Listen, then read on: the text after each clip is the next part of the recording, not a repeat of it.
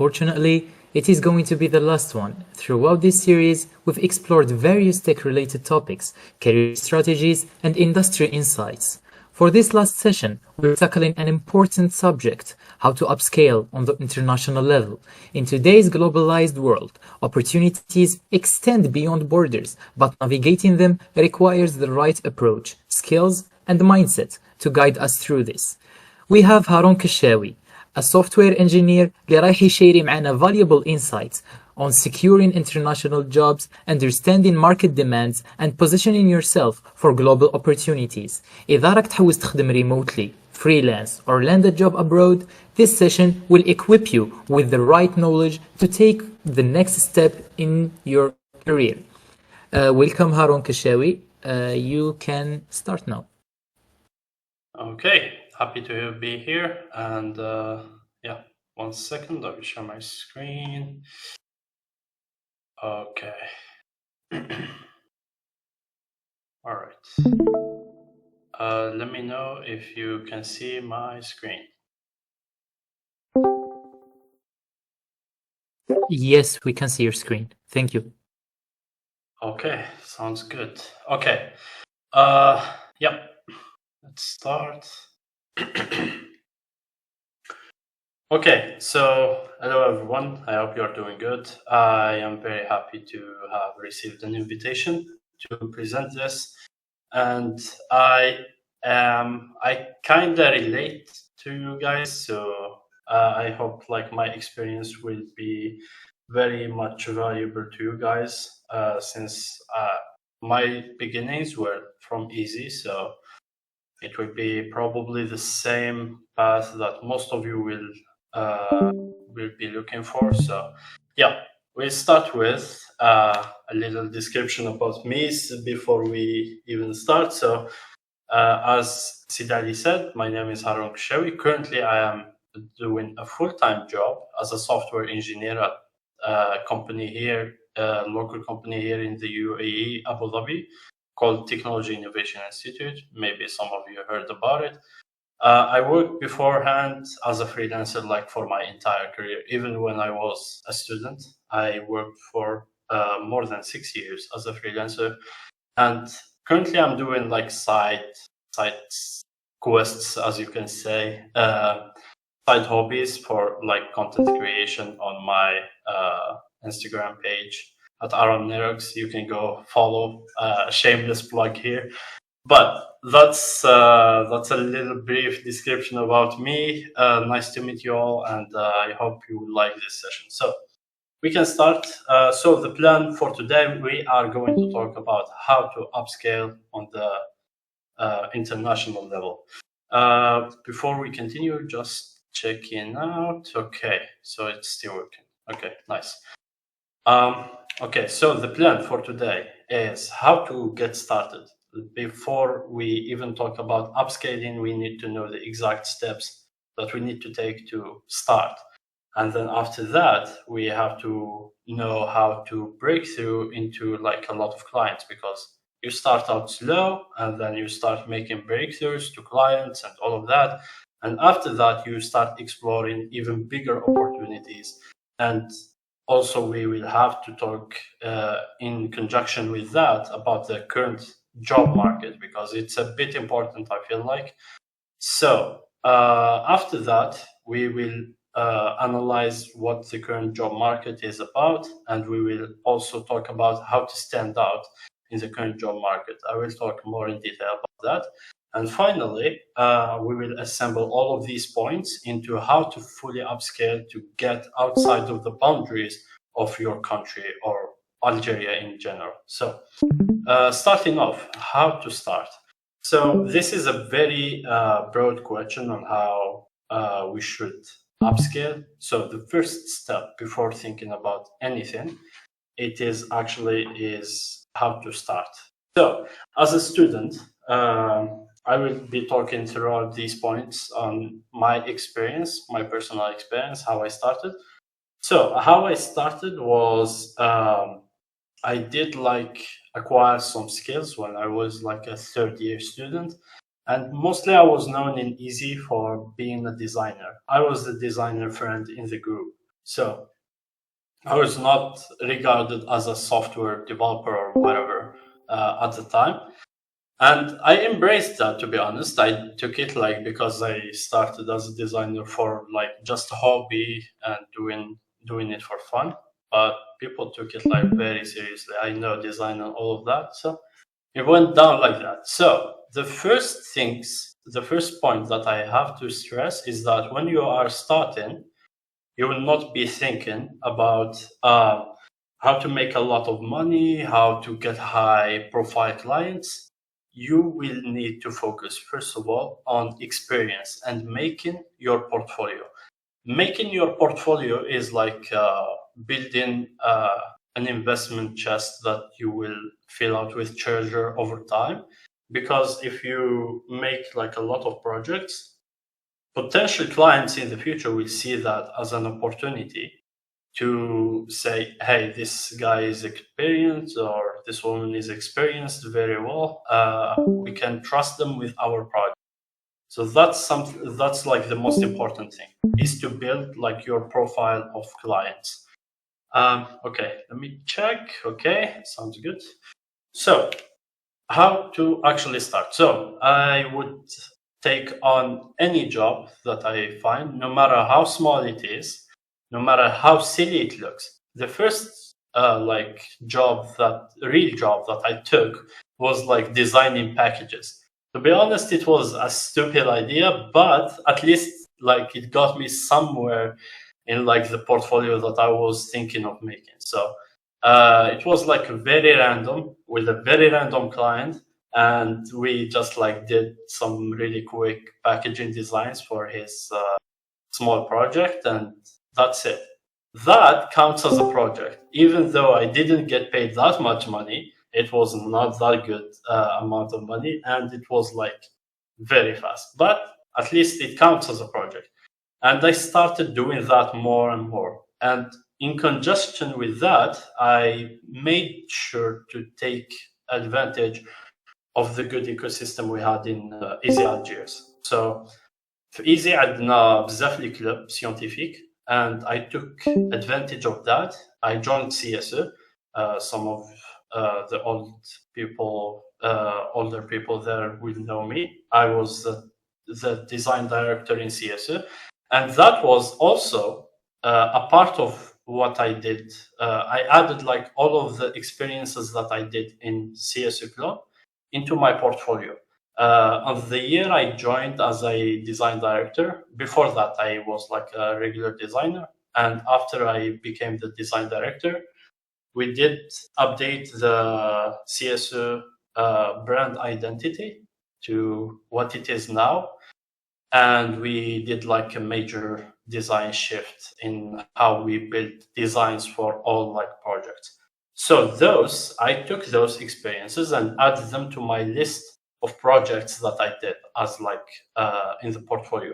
Because every work that you do in your first phases counts towards the next goal.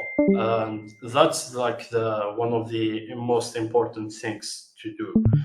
So, yeah, I built like a portfolio with a lot of design projects, and then I started getting traction. Once you start getting traction, that's when you need to start making your breakthrough.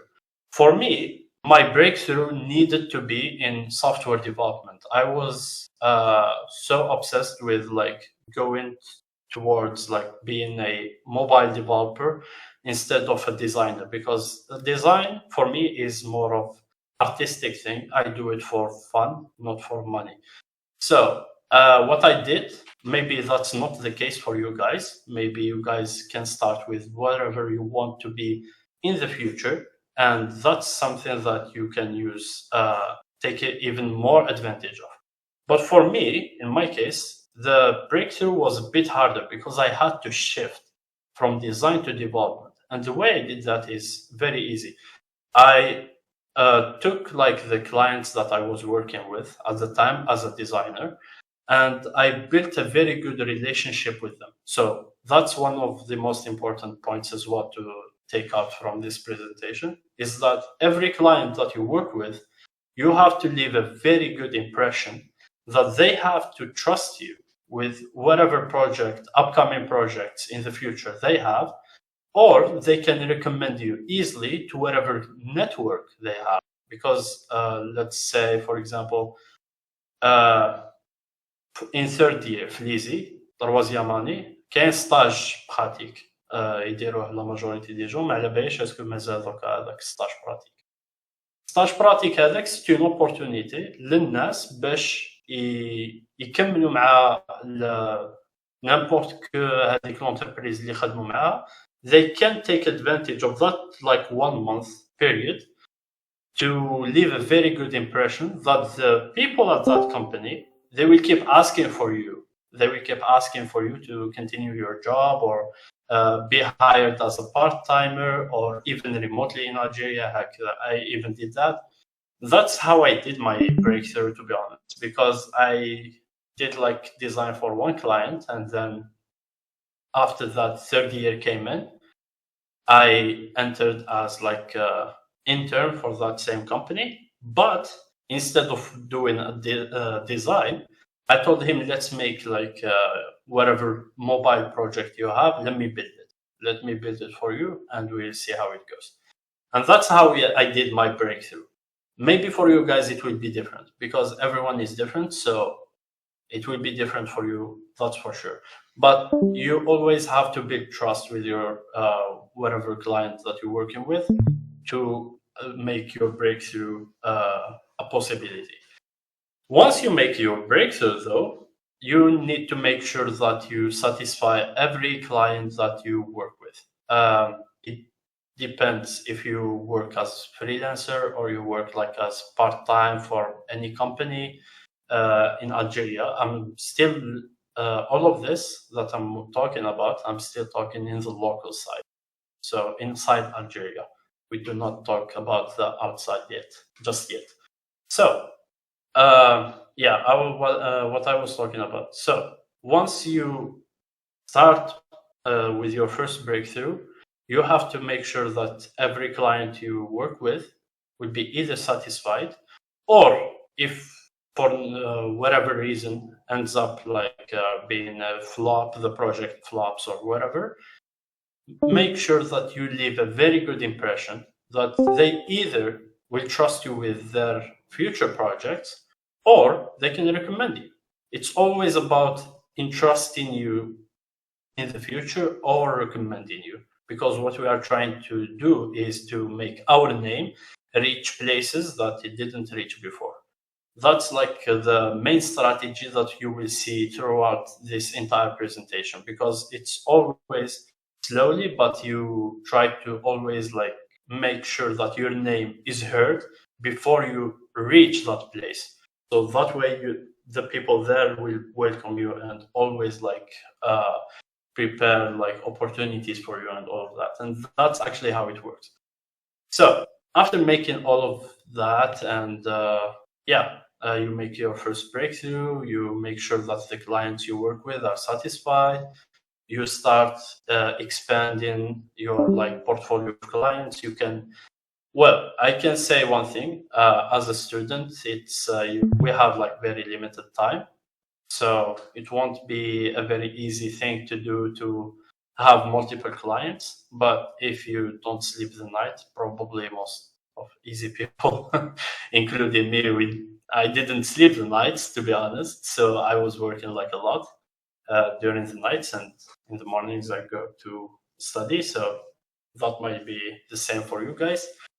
So I was able to take on more clients, and those more clients were even more recommending me to other people. And there is one more thing that you have to do, and that is under the exploring opportunities. So ways to explore opportunities is actually there is like a lot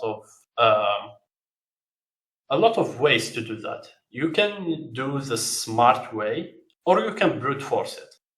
The smart way would be networking. So you can call the people you know, the clients you know, and tell them, hey, I am looking for a project, a very ambitious project. If you have any or if you know anyone that has any ambitious project I can take on, just recommend them to me.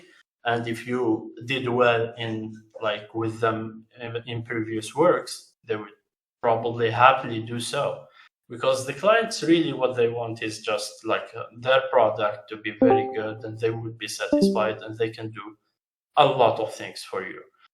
So in that regard, that's like the smart way, telling the clients to and asking for like leads and more opportunities, and even asking like the community or surrounding people, the people that you know, if there is anything, just casually, if there is anything I can take on, let me do that, let me take on that. And it's like that's the way to explore opportunities locally. But once you take on those like smaller opportunities, you think you are ready to start conquering the outside Algeria, then exploring opportunities differs drastically. Because in my case, I didn't know anyone outside of Algeria, and probably would be the case for you guys as well. The most important thing is to brute force it. Like there is no like smart way of doing it, or there is always the brute force way. The brute force way is basically take every possibility possible to get out of the border that we are in, Algeria, to other places. And that can be done via like multiple methods. For me, it was 3 methods. I invested like a lot of time into exploring opportunities in the research field. In parallel, I was looking for remote job opportunities, and there is no trick about remote job opportunities. It's all about how many companies you hit with the message, how many companies you apply to, and how many research you do about the market that you want to enter in. We will talk more in detail about the job markets just a bit, but it's always like the most you apply to. And the third one that I did was, so we did the PhD, the remote job search, and the third one was a typical easy student pool, Campus France, apply for Campus France and all of these things. So I did every possible cause that will give me an outcome of me expanding beyond the borders of Algeria. So also one side note, feel free to stop me for any questions, okay?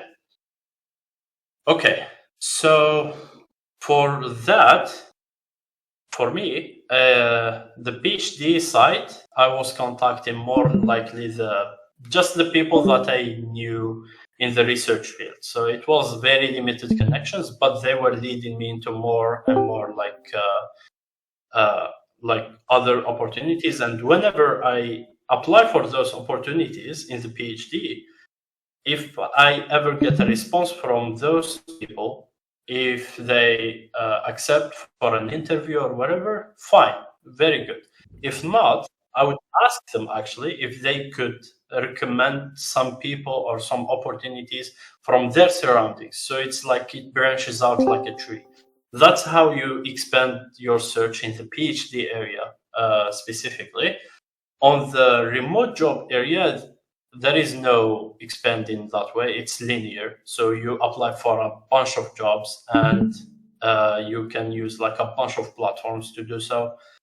And once you get a response, you hit the jackpot. You need to make sure that you get that opportunity. And fret not, the hardest thing in a remote job search is actually searching about the actual getting the actual interview, because most people do not go past the CV screening.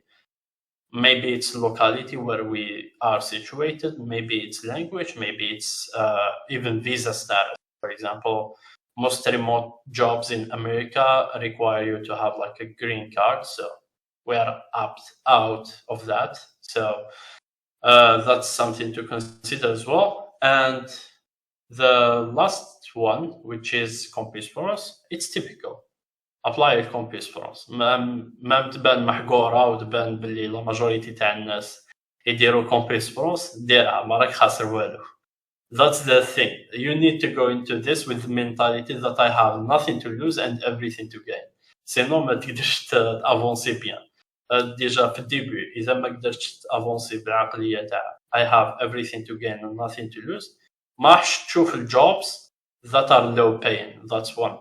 And ما راحش تشوف الجوبز اللي صغار. You will always seek like for bigger things, and that is not the way to go. You need to be humble at the beginnings, and you need to do whatever is possible to make the chances of you going abroad is even higher. So now that the problem with native Android development is that it's not that much expanded. People do not use it, surprisingly, do not use it that much. It will be only big companies or companies with a lot of cash flow to burn in making two separate apps, hiring two separate people to do those jobs.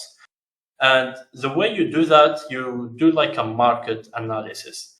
Where can I find, or where my job is most common? Which area in the world? For me, for example, it was either the North America, so the US and Canada, Europe, France, Germany, UK, and like the other countries around those, and also Australia. So it was not Africa and it was not Asia. Africa and Asia mostly use like cross-platform technologies.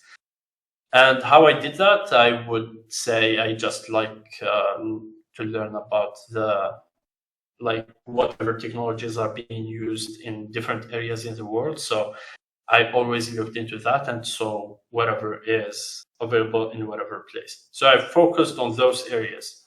So I focused on getting a remote opportunity in either North America, Europe, or Australia. And once you emphasize on that, you will make progress into applying a lot into companies. So you have like a clear place to explore, not just like randomly exploring. Okay. Okay. Still in. And then after that, so all of that, like exploring like different branches of opportunities, will land you into a place where it will be you making the choice, not just like being the choice for other people. So what I mean by that is exploring a lot of opportunities at the same time will grant you at least like 2 or 3 opportunities that you can benefit from, and you will have the choice at that time. For me, it was like the experience was like I went all out on job position searching. I remember when I finished my studies, I worked like here in Algeria for like 6-7 months, and then I made the decision, and I do not recommend this to anyone, by the way. Do not do this, please. I stopped working. I was working 3 jobs in Algeria, actually. I stopped all of them and sat down at home just to focus on getting out of Algeria, because I always wanted to go beyond the borders, basically. And I applied like for 2 months straight, every day. I applied for remote jobs in the US. I was specifically interested in the US. I applied for jobs in the US, and as well as on the side, I was applying for whatever PhD related to the domain I was working in, which is IoT. And also at the same time, I was doing the compute process. At the end, what that got me, so the local opportunities got me a job offer from Metro Jazair for software engineer. I got accepted into Campus France, and at the same time, I landed a interview with one of the companies in the US, and I nailed that interview. The thing is, Algerian students think they lack. I think they lack confidence in themselves. We are like very skilled on the international level. It's just that the locality and the people that went before us outside did a very good job in making us look bad. So, but our skills are very good and valuable on the international level. So once I passed through the interview, they thought I was skilled and they gave me a job offer. So I had 3 opportunities to choose from. That's why expanding the search on opportunities really makes your chances higher. And of course, I ended up going for the remote job. And the remote job actually opened even more opportunities for me. Because as a freelancer, I would have the possibility to explore other places on a freelance visa or wherever. And that's how I got out of Algeria, actually. So I didn't use like the regular way of going on a student visa to France or wherever and then finding somewhere there internship and then staying with the internship afterwards as a full-time worker. I didn't do the traditional pathway. So I went for like Dubai and the freelance visa. It's actually very simple to do. It just needs a lot of money. And the money came from the remote job opportunity while I was being in Algeria. So that's the way I got from Algeria, actually. Sounds like tedious, but believe me, it is. I would say it is worth it. It is like very much worth to do that. Now, once you get out of Algeria, opportunities flow in.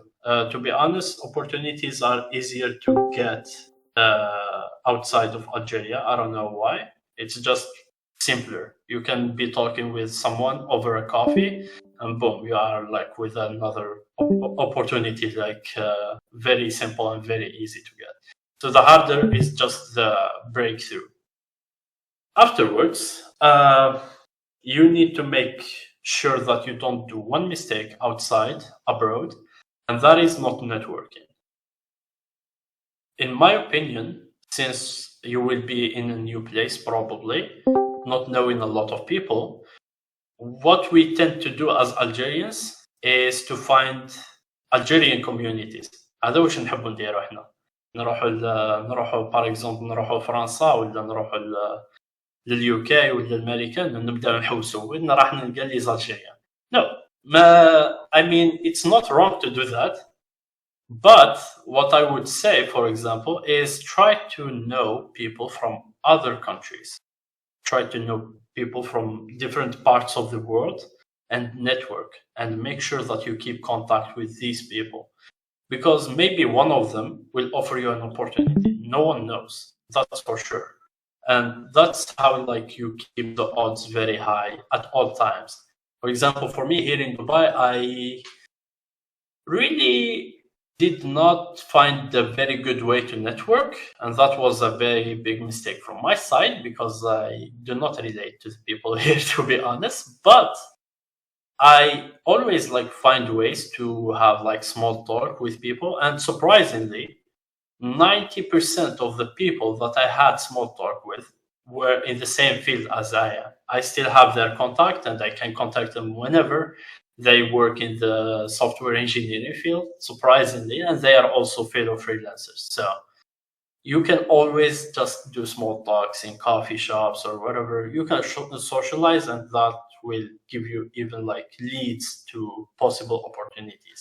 So yeah, that's something we should all try to improve and do whenever we go outside of Algeria, and that is network. Yeah. Now that I made this clear, before going to the next point, is there any questions, or should we take the questions at the end of the presentation? Yes, there are a few questions. Yeah. One says, for remote jobs, which platform do you recommend, please? For remote jobs. Okay, for remote jobs, I would recommend Indeed. And also LinkedIn, but there is for LinkedIn, do not use the easy apply job, please. You can apply for those jobs, no problem. You can easy apply, but do not expect anything from those jobs, because if you go to the applicant time, the applicant count, you will find like 1,000 people, 2,000 people, and all of that. We'll be talking about the job market in a bit, but for me, I found my job in Indeed. Indeed is a good option. You can also find in LinkedIn, or if you want to search for opportunities here in the Gulf, there they have like specific platforms. I'm sorry, I don't have the exact name of the platform, but there are like Gulf specific platforms for like Saudi, UAE, Qatar, Bahrain. So you can find like the jobs that are like here, and they want to hire remotely, because sometimes it's better to hire remotely from here. Sometimes it makes more sense. So yeah, I would say LinkedIn, Indeed, and for Gulf specific countries, there are like specific Gulf talent websites. Yep. Another question is, do you recommend switching from Kotlin to Flutter? I'm still a beginner at mobile development or in Android. I would say invest in both. For the global market, if you want to find a job very easily, I would say go cross-platform, Flutter, React Native. Those are the job opportunities that exist in startups in most of the world, because startups do not like to invest a lot of money into building the product at first. They just want to ship it. And shipping the product as fast as possible in the least with the least amount of money means Flutter or React Native. If you want to go native, Kotlin, I would say invest in it, learn it. You can learn both at the same time, or emphasize on Flutter and then Kotlin. You can learn Kotlin because once you have the experience as a mobile developer, you can change your job from a cross-platform mobile developer into a native mobile developer. Because even though it's faster to find jobs in cross-platform, it is way higher pay for native developers than cross-platform developers. So the native developers require much more budget. That's why they don't hire them that. But once you get hired, it's all good. It's just like it's a bit harder. So yeah, I would say emphasize on Flutter and do not leave Kotlin alone, because it's a good investment as well. Another question is there any specific keywords to use when looking for remote jobs that accepts Algerians? To be honest, the way I did it was a bit tricky and hacky. What I did was I removed my phone number, because the phone number can can expose which country you are from, and I removed the localization from my CV. These both these terms, so I don't have like a localization. They don't know where I'm based from until they see my skills, because most of the jobs, once they invite you into the interview stage, you will not be asked about where you are from until like you finish the interview, basically. And if you impress them by your skills, they will not bother with whether you are from Algeria or no. You just have to show them that you really, really are skilled. So that's the solution I did. I removed every relation to Algeria from the CV. I left the education, but the education they can search wherever. It's easy. It's one of the prestigious places to study in, supposedly. But yeah. Other than that, keywords to search for opportunities that would accept global talent would be for example, if you go to search in LinkedIn, there is a remote global. remote global, that's like the way to go. There is also another keyword that is remote but offshore.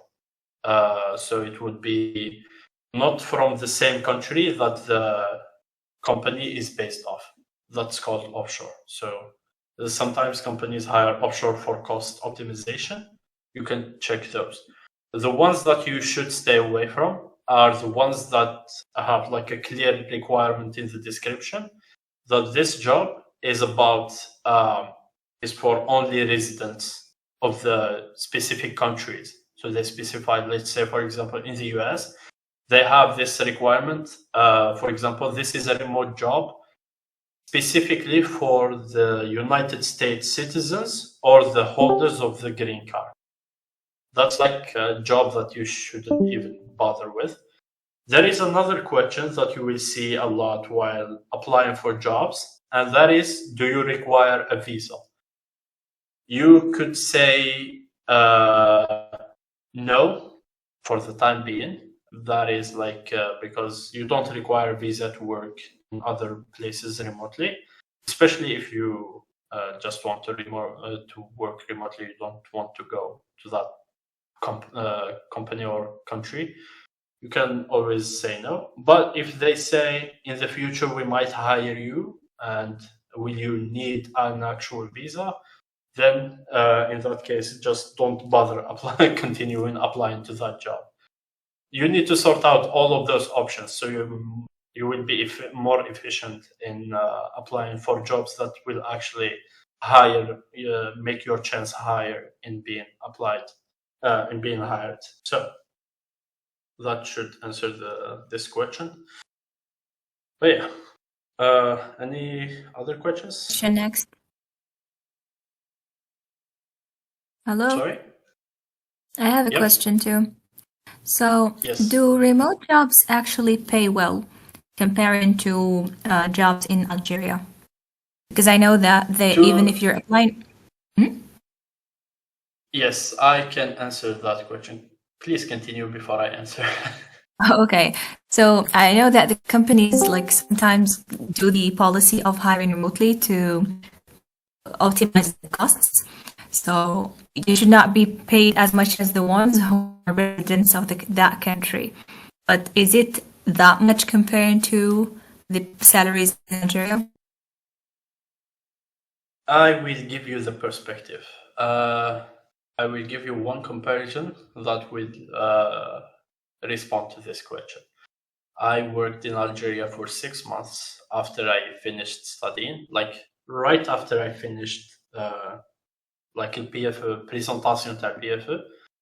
déjà كانت عندي one job already, one part-time job. I added another full-time job and I was working as a freelancer on the side. So 3 jobs at the same time. I was like working 17 hours per day for 6 months, okay?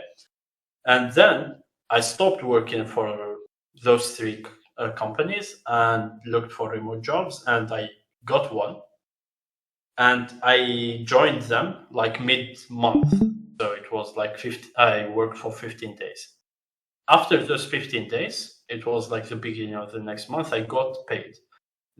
What I got paid in those 15 months was more than what I got paid by 3 companies that I worked for here in Algeria for 6 months. That should explain the perspective. So one thing to add also is that you shouldn't care about the pay gap between you and someone who is a first-class citizen of the country, of the company you work for, because there will be always gaps. They are trying to optimize cost, obviously. That's why they are going offshore. But what I would say is that once you gain their trust, they become like they fully trust you. They fully trust your site, your skills. You would actually be starting to get more and more closing that gap between like you and a typical citizen. They would even go as far as hire you full time and sponsor your visa to the country. I know some people that were lucky enough to and have the skills enough to make that happen. So yeah, that's another possibility as well. But yeah, I hope that answers your question. It does. And how you said that you try to maintain a network.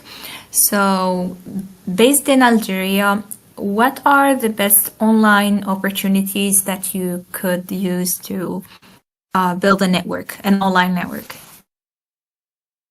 From Algeria, it's not just Algeria. On the global level, you can always build a network by committing some time to social media. I wouldn't say committing some time to TikTok or Instagram to be specific, but would say for like Medium, GitHub, LinkedIn, the professional side of social media. That like putting more work into those platforms will make sure that your voice is heard a bit and your work is visible, and the people have the tendencies of, if they find whatever that is interesting, for example, they find a post about someone that is bragging about some project that he did. Sometimes if they find it interesting enough, they will share it to their network, and that's visibility. So you should strive to do that. I know not all people are comfortable with like social media or consistently sharing or whatever, but there is always those smaller communities, those websites, like for example, let's say a Hugging Face. That is like a very good website as well for project sharing, and you can find people and connect with them there. Heck, you can even connect with people on GitHub. Some people use it as a social platform. So it does not have to be extreme like social media, like Instagram, TikTok level. But if you can do that, that is even better. And the main thing is that you have to make sure that you show that you are an expert in the field that you are in. That way, people will listen to you, and when you want like an opportunity, people will say, yeah, we will take you on and we will give you the best opportunities that we have. We live in a digital age, and that's like the best way to scale and network and find people that will give you opportunities. Thank you, Harun. Can I add one more question regarding? You said that did you start applying before you graduate or after you graduate? You mean applying for jobs outside of Algeria, right? When you mentioned PhDs and all. Yes. Yes, those are like after I finished my presentation and started working for those 3 companies. Afterwards, it was like after 6 months, I realized that it is not sustainable. I was not going anywhere with whatever I was doing. So that's when I thought, hey, I still know the people that I worked with for my final year project, because one of them was a contact from here in Dubai, from the Zaid University here in Dubai. I contacted him. Unfortunately, I did not get any opportunity from him, but he recommended me to some Italian people, and those Italians refused me and recommended me to some French people, and it kept like going like this. So I kept applying to those things after I finished school by like 6-7 months. So yeah, it was a bit. Okay, so there is now no actual preference to people who are still students. Yeah, I mean, I would recommend you start as a student. I know a lot of people that got some very good remote opportunities while they were a student. And it is a better way to do that, but you would be very tired. You will stretch yourself too thin. I don't know if it is even worth it for you guys to do that, because it will drain you like mentally to work at night and study it in the morning. So yeah, only the 5th year people, Senkiamani, they can do that. I was doing that all the time when I was like on the 5th year. So it was very good. So you can do that on the 5th year. You can apply. You can find like part-time. Very good. Otherwise, I wouldn't recommend it.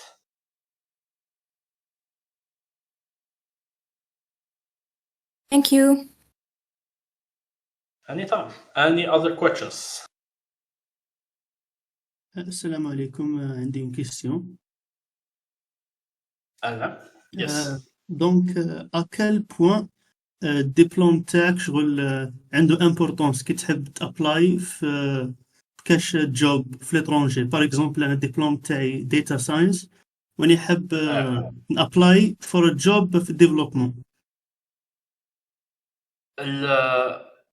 To be honest, لو اسمه الدبلوم بحد ذاته ما عندوش معنى في الديبي. اذا كنت تحوس على ان جوب ريموت هذه الاولى they don't care really. ما على باليش اذا في الاوروب they care، بصح في الامريكان for me they didn't even ask، ما حوسوش يفهموا على اسمه. but the difference كي تخرج راح يولي important الدبلوم تاعك شويه، and that is in the case وين راح تبدل خدمه. let's say for example راح تلقى local company ثم وين راح تولي تخدم full time. الفول تايم جوب خطرات الفيزا requires you to have some skill اللي نسموها احنا فيزا تاع skilled worker. الفيزا تاع skilled worker هذه دوموندي انك يكون عندك دبلوم، والدبلوم هذاك لازم يكون اوثنتيفي وراح ايفاليو لايك راح ايفاليو السكيل تاعك على حسب النيفو تاع الدبلوم تاعك. سو هنا وين يولي الدبلوم امبورطون. بون كاين اكسبسيون كيما لا فرنسا مساكن مازالهم شويه متاخرين يدومونديو ديبلوم ميم اذا كنت ريموت، ميم اذا كنت في لا فرنسا in any case راح يدومونديو لك ديبلوم. otherwise ما الناس ما تسقسيش بزاف على الدبلوم. what's most important is the skill. كي يشوفوك في الانترفيو باللي فت الانترفيو بيان هذاك هو الصح عندهم هما. they need workers, they don't need really الشهادات والامور هذه. اوكي ميرسي.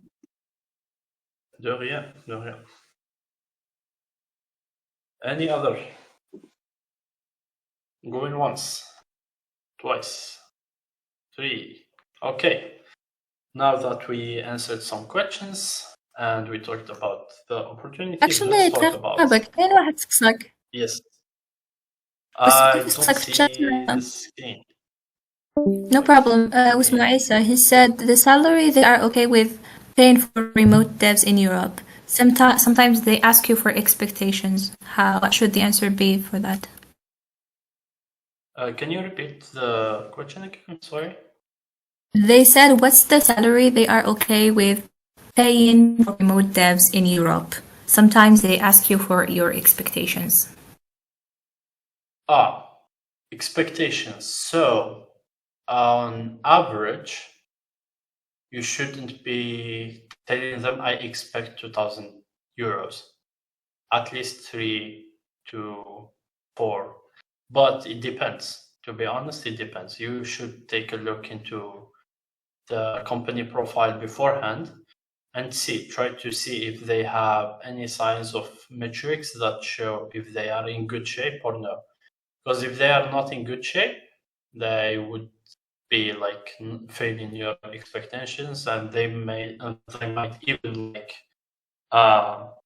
stop communication with you if you don't provide like a good estimate.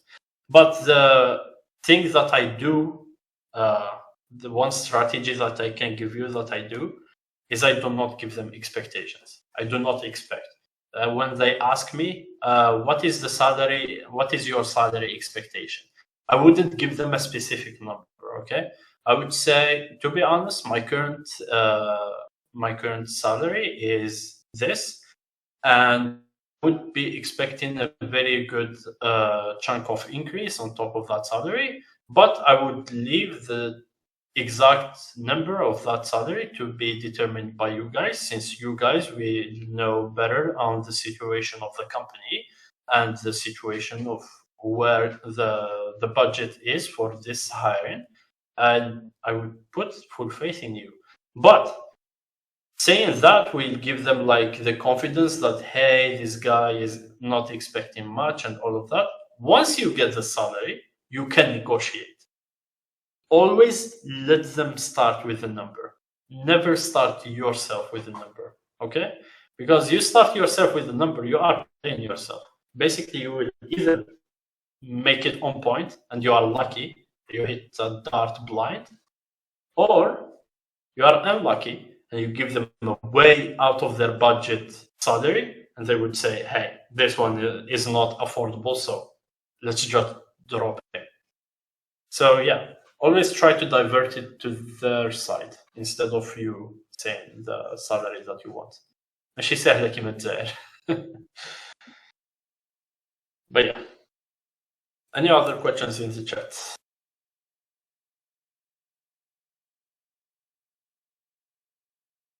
I go in once, twice, three. Okay, now we continue. So we spoke about everything, and now we are going to speak about the current job market, where we detail more about what we are speaking right now. So the year I was applying was actually, the job market was bad, but it was not on the worst level possible. It was manageable. So people were having a hard time to find jobs, but it was manageable. Now the current job market is very, to be honest for you guys, it's a bit hard. I will be very real, because first one, politics. I should not talk about that, but let's leave it at that. First one, politics, they impact job markets heavily. Two, the current situation in the computer science field. Megacorps are losing on money because they are doing very bad investments on AI. So they are losing money, they are bleeding, and they are bleeding also employees. So they are, instead of taking in more employees, they are reverting back the current, and they are sending more employees into the job market.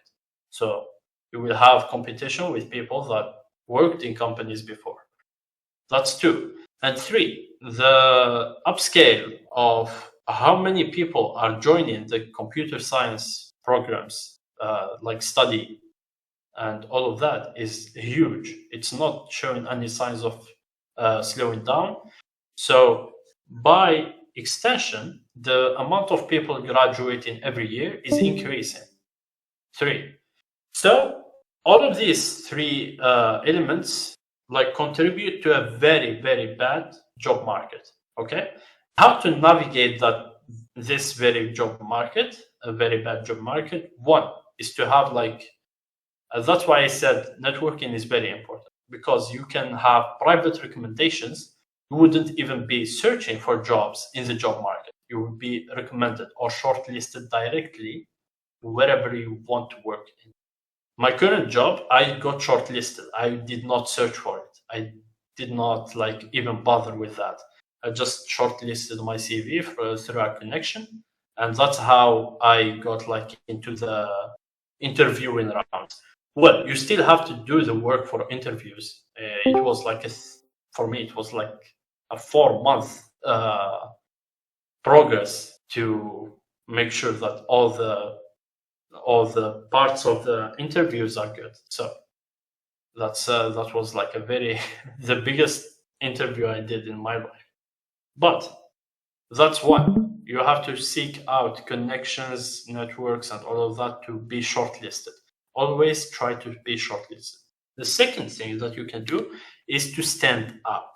So how to stand out in a job market that is filled with people, and the hiring managers are doing absolutely nothing, absolutely worthless. They are just standing and they are using AI for some reason.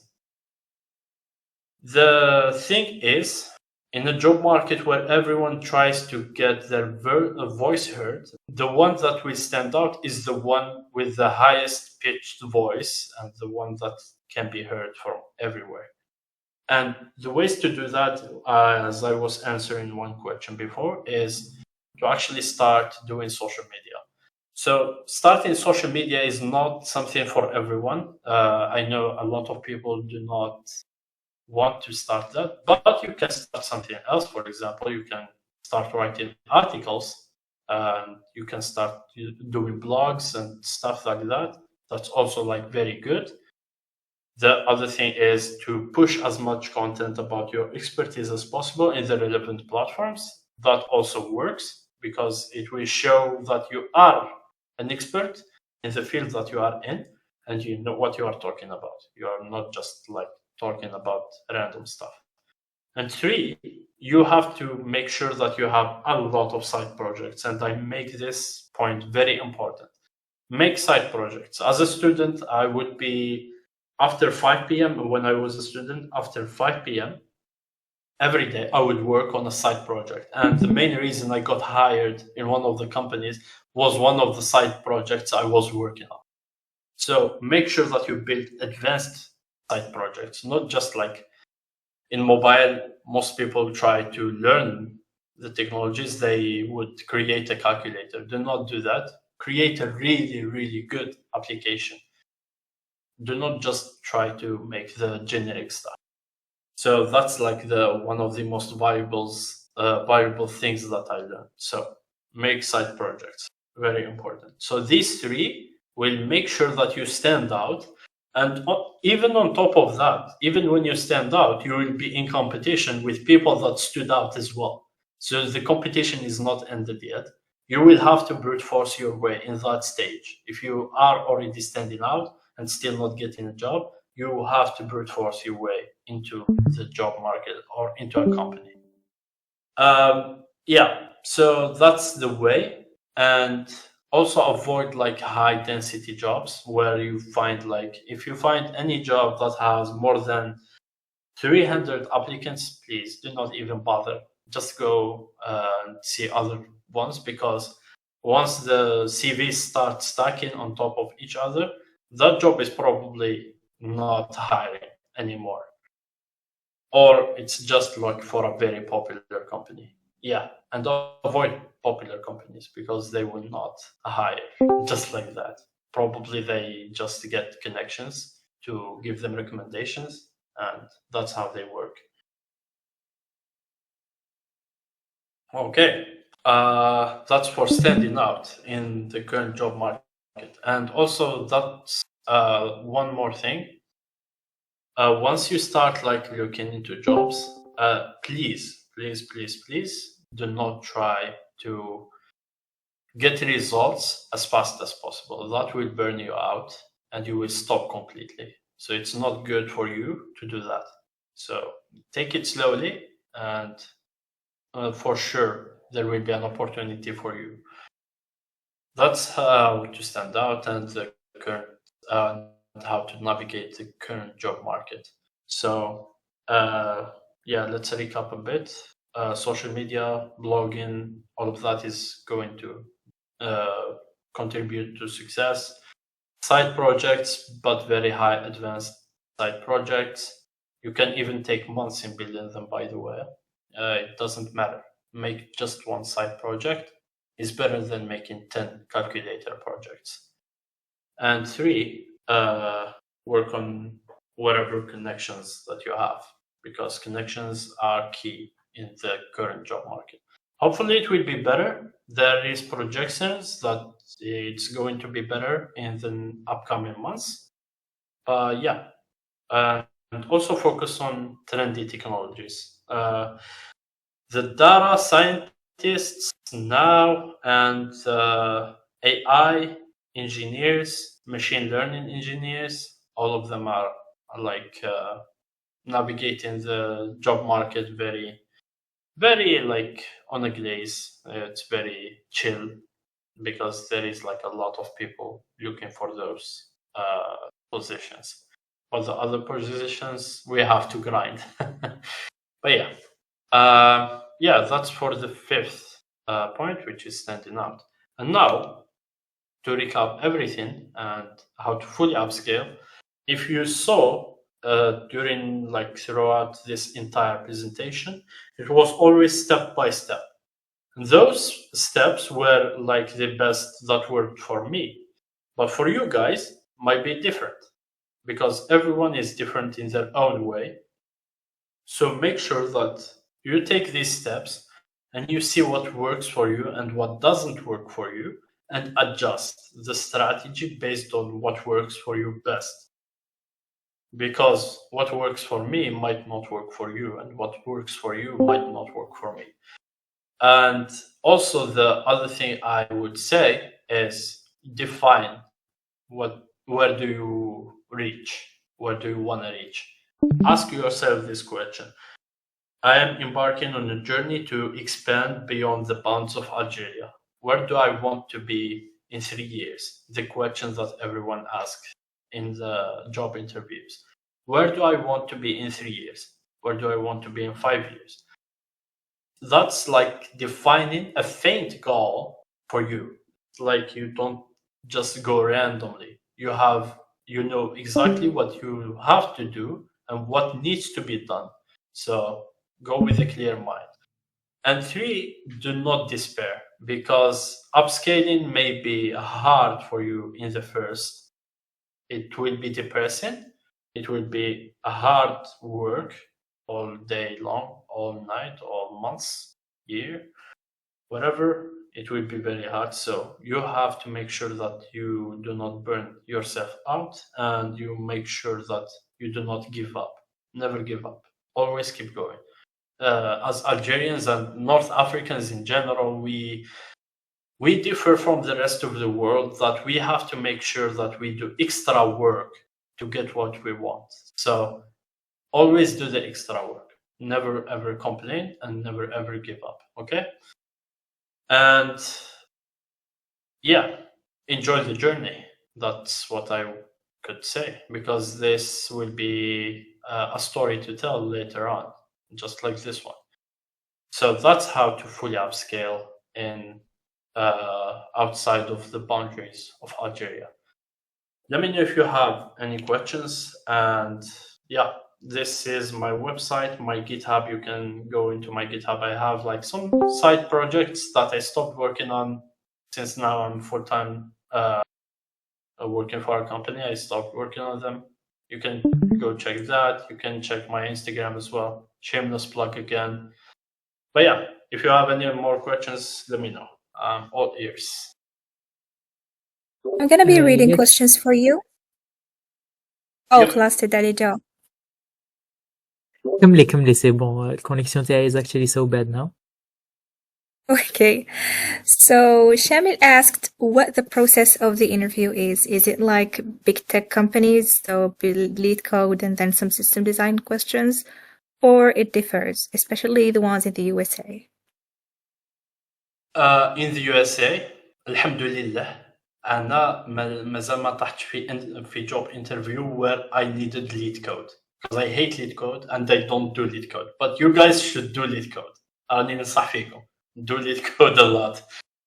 You will need it. But for me, the US-based job, I was asked a lot about whatever I did before, and they took the projects that I saw, that I made, and they saw them. I gave them access to the repo, how I wrote the code, and all of that. That's why I told you guys, side projects are very important. والله ما تعرفوش قد شحال خدمت على هذاك السايد بروجكت، وجميع واحد قاعد يقول لي علاه راك تعيي في روحك for nothing.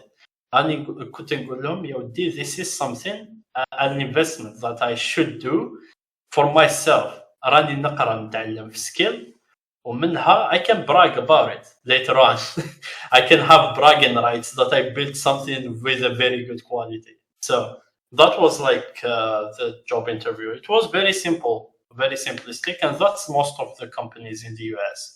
They don't really care about that big tech jargon with 6 steps in the interview and 7 interviewers and assistants and whatever. That's that's why I told you to stay away from big tech companies. هنا في UAE, the current job that I had was not very far different from the US one. It's just that I had too many technical interviews and also like assessments. They gave me like a project that I had to build in less than 7 days. So that might be the only hard part. The technical interviews, if you know what you're doing, you should be good. So yeah, most people do not really care about lead code because lead code is not real life problem solving. It's just how your knowledge is about arrays, strings, whatever, and problem solving in general. And all you need is problem solving in general. So yeah. So I would say yeah. بصح وشنو قراو الليد كود تعلموا تخدموا بالليد كود بزاف وترينيو فيه باسكو yeah, it is what it is. It's not good, but it is what it is. Hope that answers the question. Okay, next one says which skills are key to securing a job as a software engineer as a fresher, like your first job? Wallahi, learn as many skills as you can. I learned web, backend, frontend, database management, mobile development. I even like tried to learn scripting, but I failed miserably. But at least I learn as many skills as you can. You don't actually know which one will land you a job. You can have like multiple CVs for multiple profiles. That will increase your probability of getting a job very, very fast. So قرأ as much as you can. بالك تعيا ضكم بصح you will thank yourself later. That's what I can say. Another question is, do you recommend getting certified in cloud, like getting AWS or Azure certifications to stand out? Getting certifications. That is actually a very good question.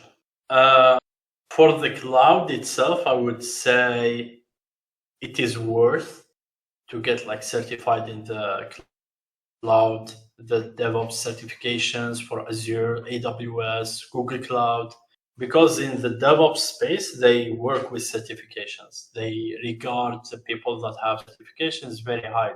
But that doesn't apply to other types of people that want to do things other than DevOps or cloud in general, because no one actually cares about certificates outside of those. Maybe for security, yes, but even security, you can have your, I don't know, your side projects, your CTFs results, your public results for CTFs that are like online. Those will contribute. So you don't even need a certification for security. So, but otherwise, cloud, yes, I would say, invest in some certificates. That would be very good. Yeah. Thank you. And Lydia asked, when did you start working as a student? When did I start working? 2019. I was end of the second year. كنت deuxième année. قريت عامين في سيدي بلعباس في ايزي سيدي بلعباس, and then I came to Easy Algiers. في السمر تاع deuxième année, then I started working. So it was like after my second year. As I said, 1 second, I will explain more. When I started, it's not like real work. It's just like simple jobs. Literally, they don't pay you for like even a month's worth of food, to be honest. It's just like a random side quests that you do in the game that do not even give you like a lot of experience points. But I did it for the portfolio at the time. But yeah, it was 2019. Okay, so now the questions in the chat ended, and I have mine now. Yes. You said that we need to focus on building side projects. Where do you get the ideas for the side projects from?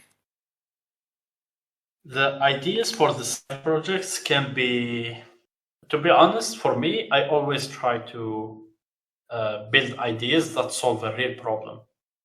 Because hiring managers will see the value in you trying to solve a real life problem. They don't care about, I don't know, people make managers, I don't know, restaurant, for example, restaurant menu project. That's a simple project. Calculator, another simple project. I don't know, puzzle, whatever, that's a simple project. What you need to do is find ideas that actually will help solve something in the real life and build it as a real product.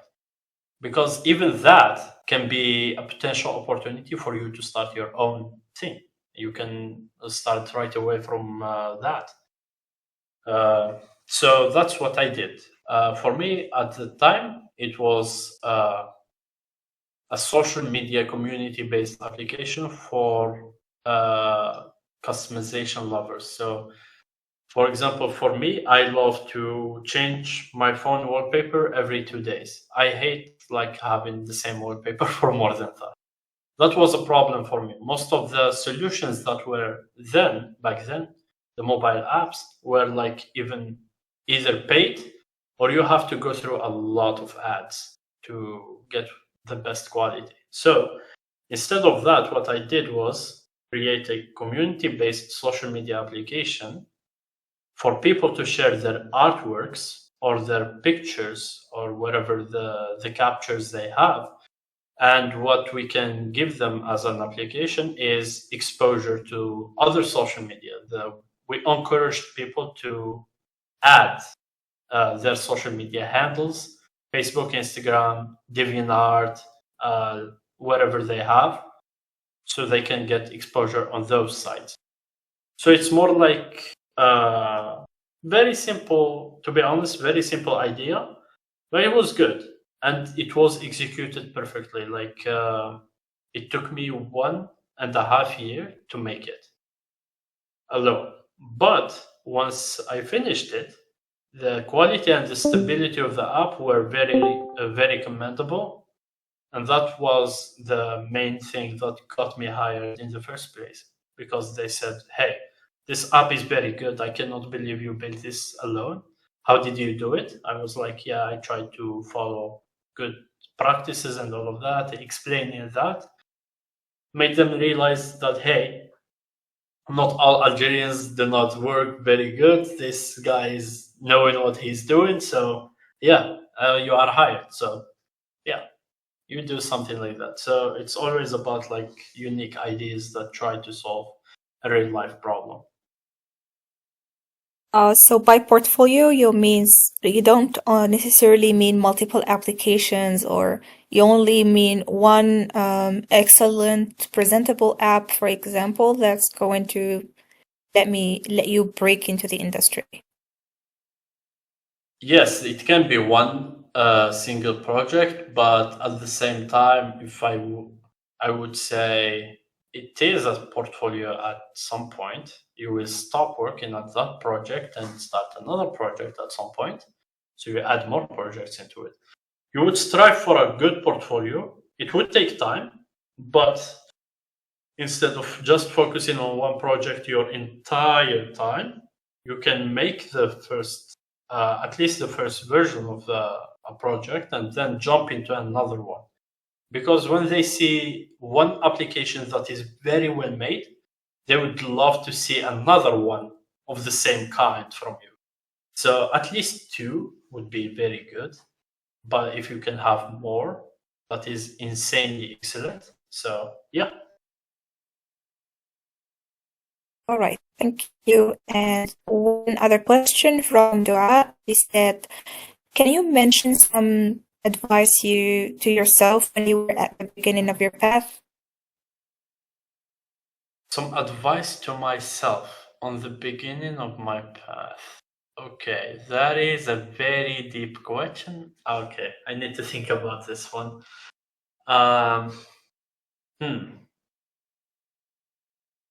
Okay, advice. I would say I would start doing the things I said to do, because I always delay stuff. Okay. So I would say to my younger self, do not delay things that you think are potentially going to help you in the long run. For example, for me, if I started doing content when I was in Algeria before, because I started I stopped completely when I was in Algeria. It was very bad. I stopped completely social media, everything, and I shut down that.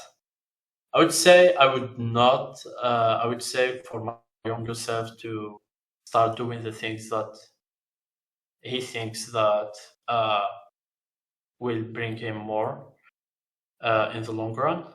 And for example, social media, I would have said, because I knew for a very long time that social media is like a very good thing in the professional job market. So yeah, do the things that you think that will get you good things in the long run earlier in the path. So yeah.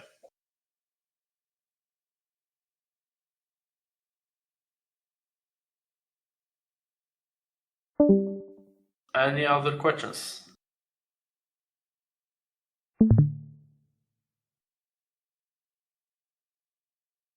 For now, I see two people typing. I'm not sure if they're gonna ask. If you wonder where the chat is, just click on Sahra. Yes. Like, I found it, yeah. okay. Sidad is back. So Sidad is going back to reading questions. Okay. Thank you. There is okay. another question. Do you I think think that I see going... it. Yes, okay.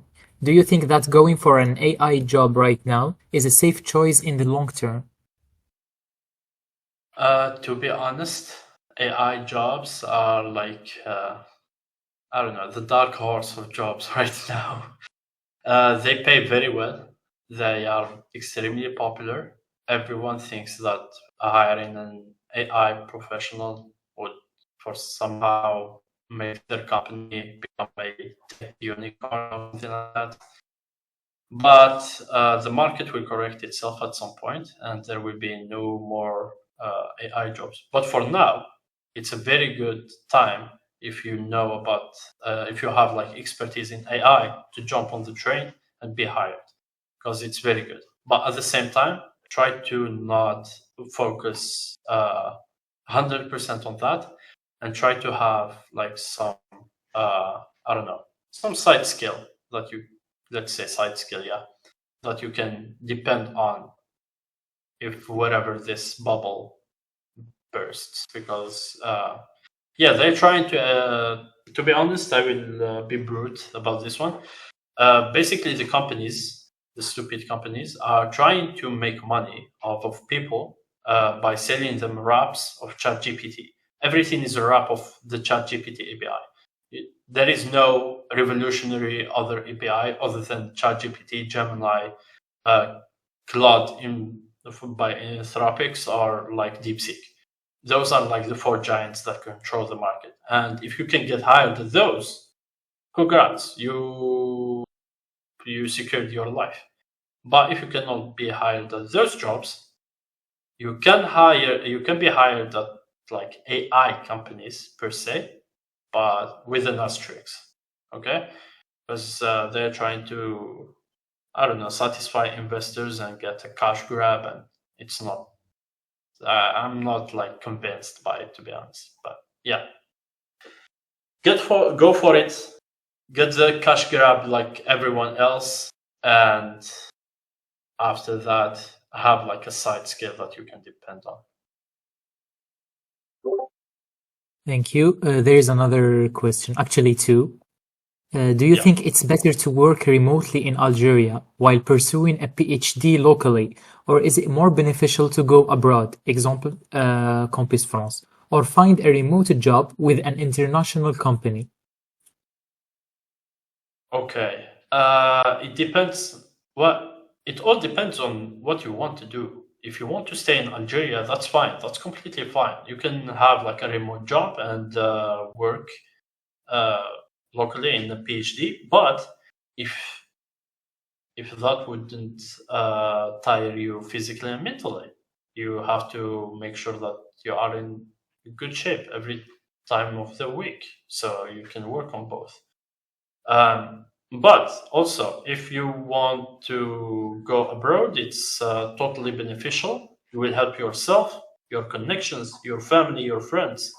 And yeah, Campus France is a bit hard because you will have to be a student for 2 more years or 1 more year, and then stage, and then get hired. Until you get hired, it's like very hard work. But you can do that as well. It's like on the long run, it's very beneficial. Finding a remote job with an international company is very, very good. It's a very good option. That's the option I took personally. I got like a choice between Campus France and international company remote job. I took the remote job, and I will take it even now. So yeah, if you can find a remote job, yeah, that's like the best option. But yeah, depends on what you want. Thank you. Another question is, as a remote engineer, what consistent actions should you take to be evaluated positively and increase your level and value within the company?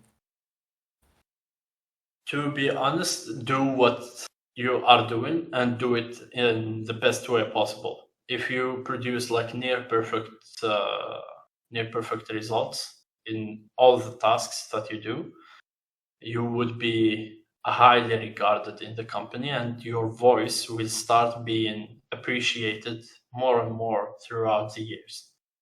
When I started, I did not even have access to their GitHub. They were not trusting me that much, and I understand. But after that, well, they started like giving me even like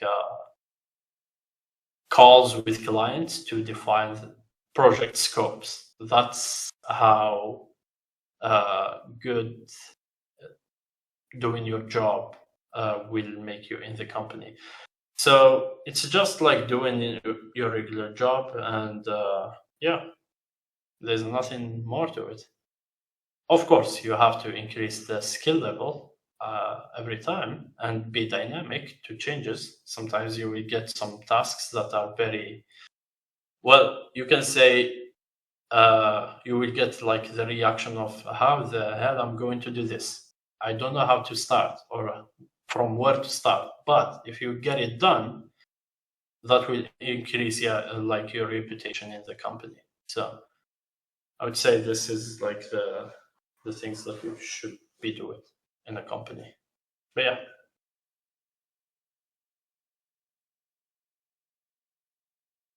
Thank you. There is another question is advices to get a job remotely instead of freelance. Well, to be honest, a remote job is practically freelancing because you will be under a freelancer contract. But there is the fine line. I know what you are saying. So a remote job would be for a company, a freelance would be for individuals. I would say to get a job remotely, I already told you the process. You should be brute forcing it. You should be looking in hiring platforms like LinkedIn, Indeed. I think even people per hour hire free for like jobs, Glassdoor, whatever other ones workable, whatever other platforms. You should be all like trying to invest some time into applying in the companies that are in those. But for freelance, you said instead of freelance. I will give you the advice to get a freelance position as well. Freelancing, you said you should just like have word of mouth. It's a bit hard to get word of mouth, but it's possible. And that's by just doing like some very good projects and showcasing them online so that people can see them and recognize you. So yeah, those are the two sides that you can have.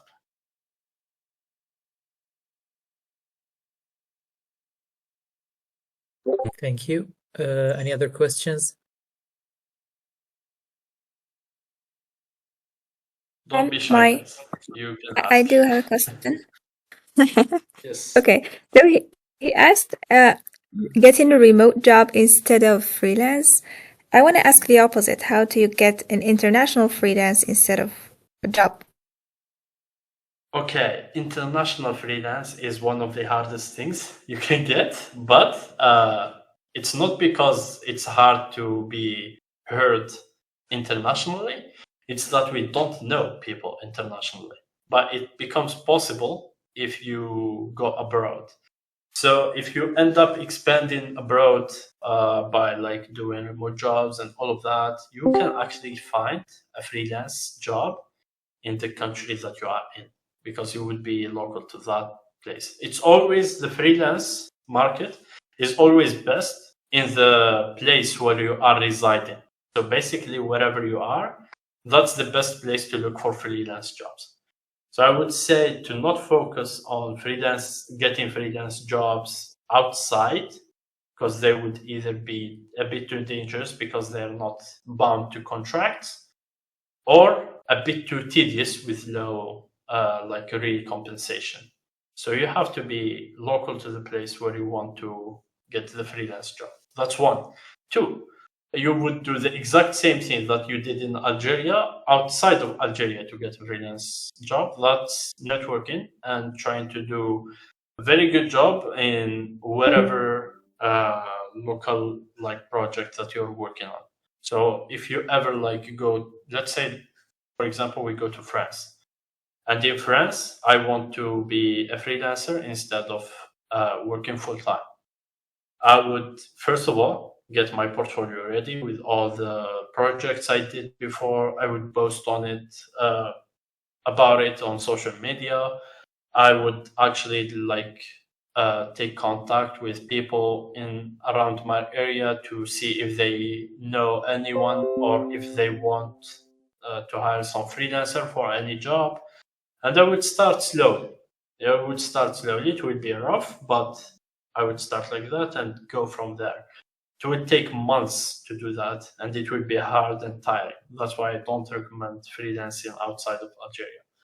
Well, in the UAE is actually a bit good because you have like a freelancer visa. So there is a platform where people share their projects that they want freelancers for, and we apply. It's like getting a job, but it's under a freelance contract. So yeah.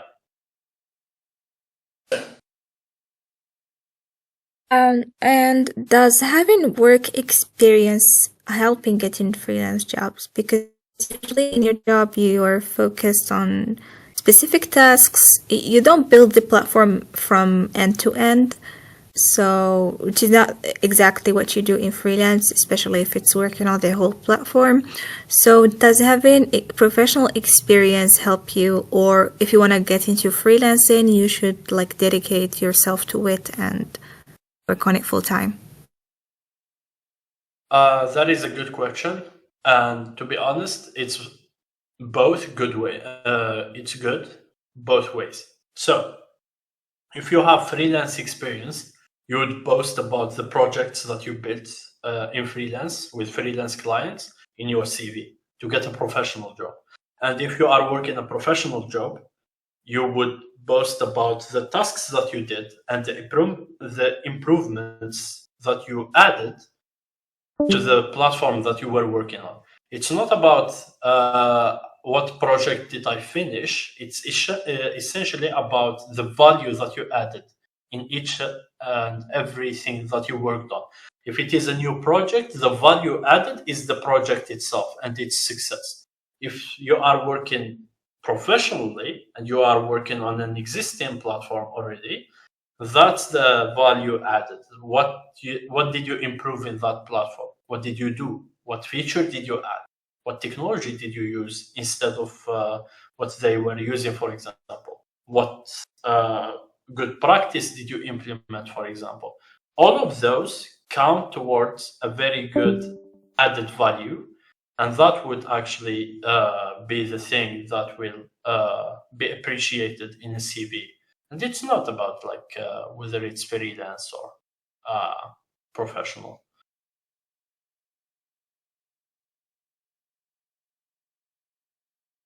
All right. Thank you so much. Anytime. Any other questions?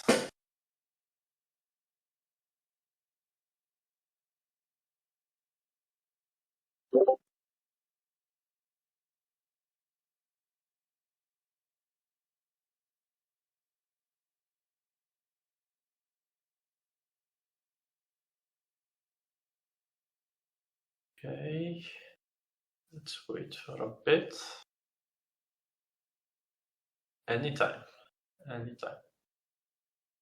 Okay, looks like there is an end for the questions. Let's wait a bit and see. If not, we can conclude.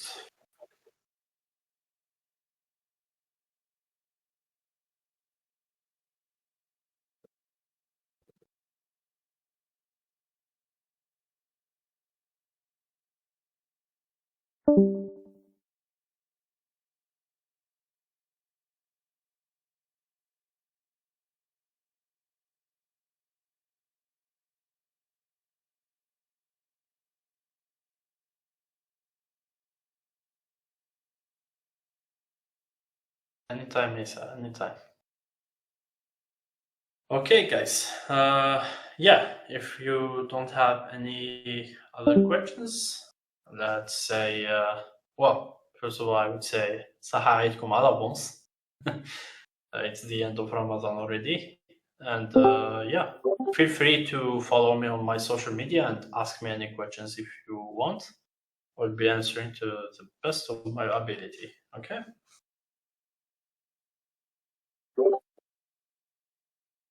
Thank you so much, Harun, for this session.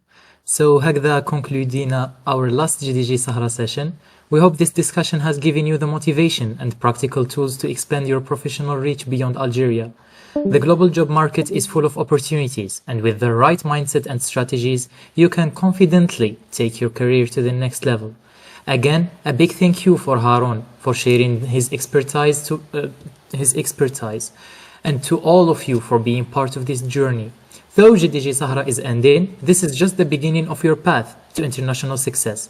Stay connected with GDG Algiers for more learning opportunities and keep striving for growth. And as always, GDG for once, GDG forever.